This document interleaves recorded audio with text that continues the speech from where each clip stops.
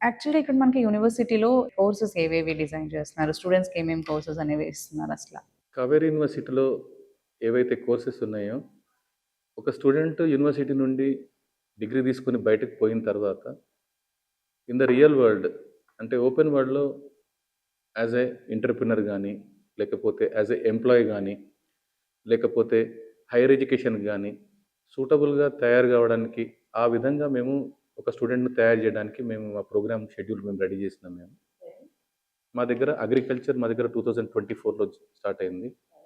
Agriculture తర్వాత 2025, 26లో మాది engineering programme start అయింది.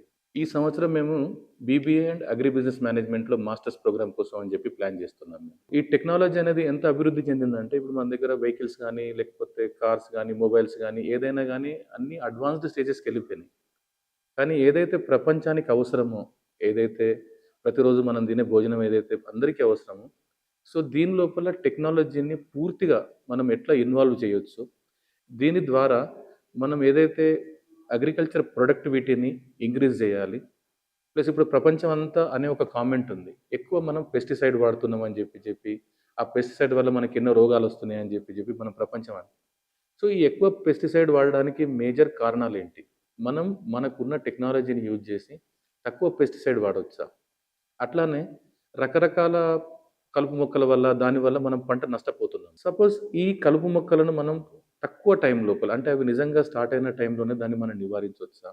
ఇట్లాంటి అన్నింటికి మనకు టెక్నాలజీలో బోలెడన్ని సమాధానాలున్నాయి మనకు. సో, ఈ సమాధానాలన్నీ మనం అగ్రికల్చర్ ఉన్న సమస్యలు టెక్నాలజీ వాళ్ళకి తెలియవు. టెక్నాలజీ ఎంత ముందుకు పోయిందని చెప్పి అగ్రికల్చర్ వాళ్ళకు తెలియదు. సో, ఈ రెండింటిని మనం ఒక ఇంటిగ్రేట్ చేసి, ఇప్పుడు ఇవన్నీ మేము కలుపుతున్నాం. మనం టెక్నాలజీని, అగ్రికల్చర్‌ని కలుపుతున్నాం. సో, ఇక్కడ అగ్రికల్చర్ లోపల మనం ఈ సంవత్సరము బీఎస్సీ అగ్రిటెక్ అనే ఒక కొత్త ఇన్నోవేటివ్ కోర్స్‌ని స్టార్ట్ చేస్తున్నాం. అట్లానే ఇంజినీరింగ్‌కొచ్చిన తర్వాత ఇంజినీరింగ్‌లో కంప్యూటర్ సైన్స్ లోపల CSC, AIML, IOT, internet of things, దాని తర్వాత మెకాట్రానిక్స్, దాని తర్వాత ఆర్టిఫిషియల్ ఇంటెలిజెన్స్, రోబోటిక్స్, దాని తర్వాత సైబర్ సెక్యూరిటీ, ఇట్లాంటి అడ్వాన్స్డ్ కోర్సెస్ మేము స్టార్ట్ చేస్తున్నాం.